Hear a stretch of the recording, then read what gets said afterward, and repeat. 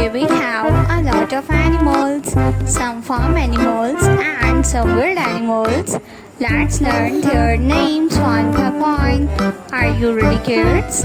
Let's start. The first animal is a leopard. This is a leopard. A leopard. The next animal is a lioness.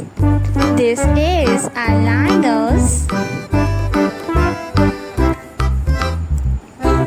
A lioness.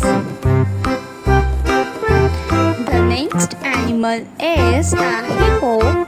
This is a hippopotamus. A hippo. The next animal is a tiger. This is a tiger. The next one is a sheep. This is a sheep. A sheep. The next animal is elephant. This is elephant.